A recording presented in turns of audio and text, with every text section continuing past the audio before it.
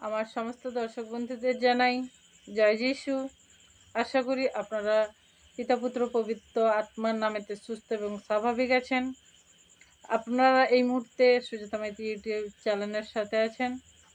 তো আজকে আমি আপনাদের কাছে বাইবেল থেকে কিছু বাক্য তুলে ধরব। এছাড়াও আপনারা এখানে অসাধারণ সাক্ষ্য এবং সমস্যার জন্য প্রার্থনা নিতে পারেন। তো চলুন বন্ধুরা, এই মুহূর্তে বাক্যতে চাই, আর সেই গীত সঙ্গীতার 5-এর বাক্যতে আমরা এই মুহূর্তে পাঠ করব। তো বন্ধুরা আপনারা শুনতে থাকুন। তো এই মুহূর্তে সেই বাইবেল থেকে কিছু তথ্য বলবো। হে প্রভু, আমার কথা শুনুন, আমি যা বলতে চাইছি তা বুঝে নিন। তো বন্ধুরা, এখানে ঈশ্বর কি বলল, কি বোঝাতে চাইলো, আর আমরা কি বুঝতে পারলাম? সত্য কি আমরা কিছু বুঝতে পারলাম? বলছে, হে প্রভু আমার কথা শুনুন, আমি যা বলতে চাইছি বুঝে নিন। তাহলে আমরা ঈশ্বরকে বলছি যে আমরা যা বলছি প্রভু বুঝে নিন। কেন? বাইবেলের তথ্যতে বলে গেছে না যে তুমি মায়ের গর্ভের আগে থেকে চুনা করেছো আমাদের কি প্রয়োজন আছে কি নেই। তো প্রভু তুমি সবটাই জানো। তাহলে আমি কি বলতে চাইছি, আজকে কি চাইছি তোমার কাছে, তুমি সবটাই জানো। তাহলে সেম, হে আমার ঈশ্বর, হে রাজন, আমার প্রার্থনা শুনুন।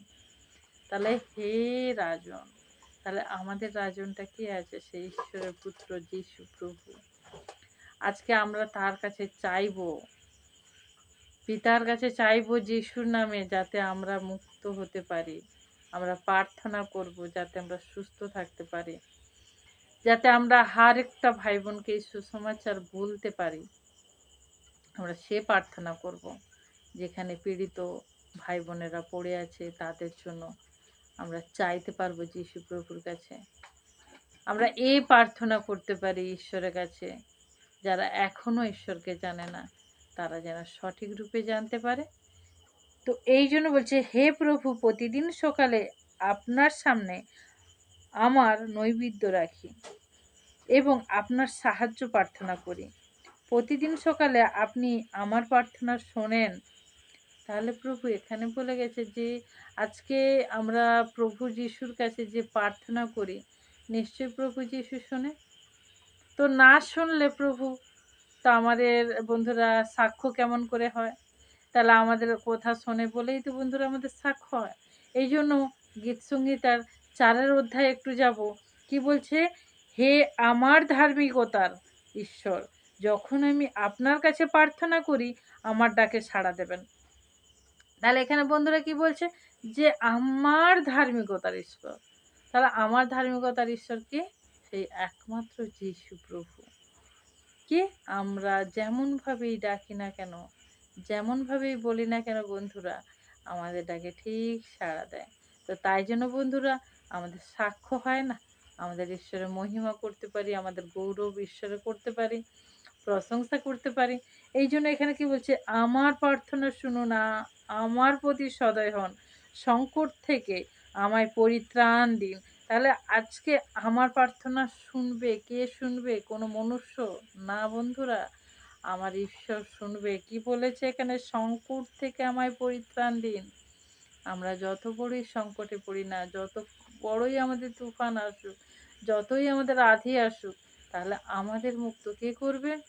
সেই একমাত্র ঈশ্বর, যার কাছে আমরা মুক্তিদাতা হিসাবে আমরা জানি যে হ্যাঁ, যিশু প্রভুর নামে চাইলে পিতার কাছে আমরা মুক্তি পেতে পারি। যত বড় সংকট আসুক না কেন বন্ধুরা, আমরা কিন্তু পরিত্রাণ পাওয়ার জন্য কিন্তু আজকে ঈশ্বরের স্থানে আসতে পেরেছি। আর ঈশ্বর আমাদের চুনা করেছে শুধু একমাত্র একটাই কারণ, যাতে আমরা পরিত্রাণ পেতে পারি।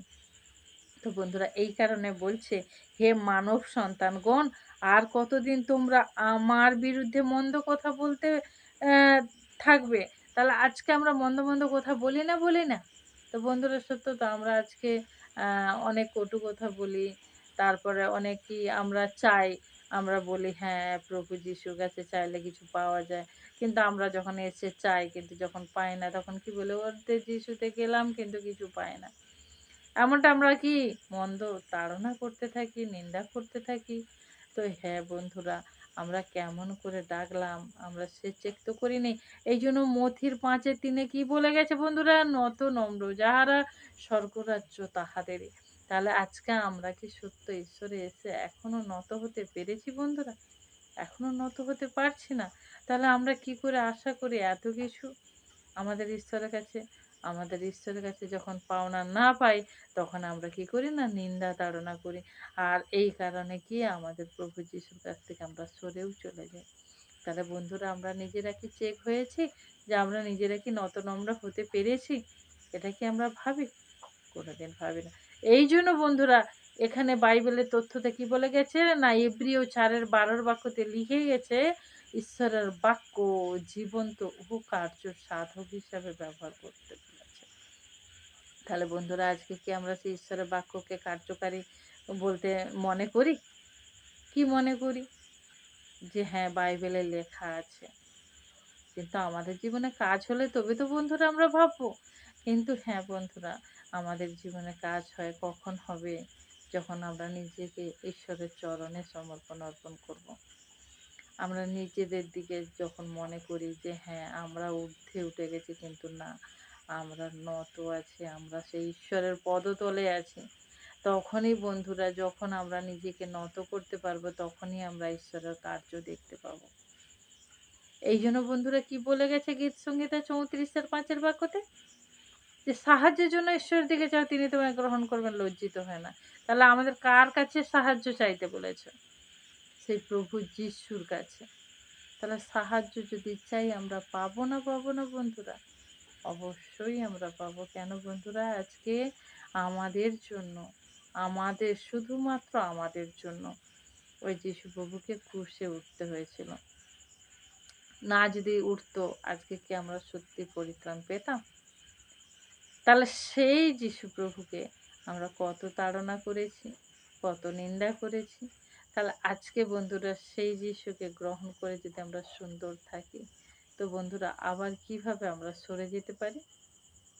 তো আমরা সেম কিছু পাওয়ার পর আবারও আমরা সরে যাই। তাহলে আমাদের লোভের লালসাটা কি আছে না নেই? তা আমরা যখন এই লোভ ছাড়বো, যে না, আজকে আমরা যিশুতে এসেছি, তো এই যিশুর কাছেই আমাদের জীবন আছে, এই যিশুর কাছেই আমাদের পাওনা আছে। তাহলে আমরা আজকে এখানেই ধৈর্য ধরে থাকবো আর চাইতে থাকবো।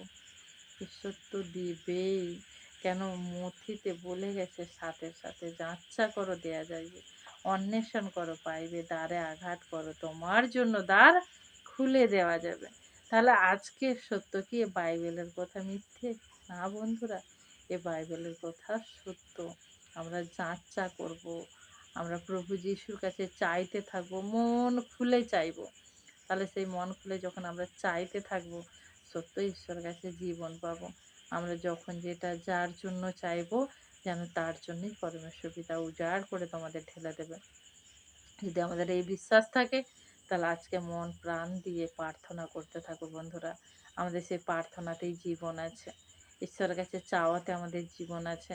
এই মন প্রাণ যদি উজাড় করে প্রার্থনা করতে পারো, ঈশ্বরের কাছে চাইতে পারো, ঠিক বন্ধুরা, তোমরা আশীর্বাদ পাবে। এ ভুলে যাবে না যে হ্যাঁ, যিশুতে এসেছি, আজ এসেছি, কালকে চলে যাব। না বন্ধুরা, এমনভাবে এসো না।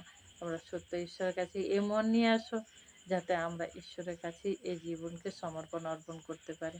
এই ঈশ্বরের কাছেই যেন আমাদের আশীর্বাদ সর্বদাই লেগে থাকে, আমাদের পরিবারের জন্য, আমাদের সন্তান স্বামীদের জন্য।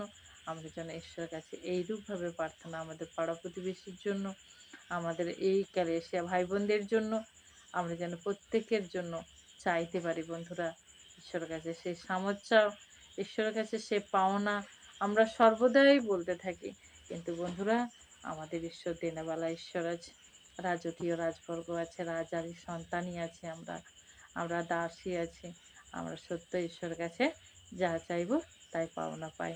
তো চলুন বন্ধুরা, যদি সত্য পরমেশ্বর পিতার কাছে তোমরা এইরূপভাবে চলতে থাকো, বিশ্বাস, সে সর্ষে দানার মতো বিশ্বাস করো, ফাঁপা লাউয়ের মতো নয়। যাতে কি সেই ঠুনকো বিশ্বাসটা যাতে না সরে যায়, আমরা সেই সর্ষে দানার মতো বিশ্বাস করে প্রভু যিশুর পথে চলতে থাকবো। একইভাবে চলতে থাকবো। তো সত্য আজকে পরমেশ্বর পিতার আশিস প্রত্যেকের মাথায় পড়ুক, আর প্রত্যেকটা সংসার যেন পরমেশ্বর পিতার দ্বারা আশীর্বাদ হয়, আর প্রত্যেকটা সন্তানের জীবন যেন সুন্দর কাটে। তো দর্শক বন্ধুরা, আজ এখানেই বাইবেল থেকে শেষ করলাম। সত্য যদি আপনাদের এই ভিডিও চ্যানেল ভালো লেগে থাকে তো লাইক, কমেন্ট, শেয়ার করতে ভুলবেন না। আবারও সবাইকে জয় যিশু।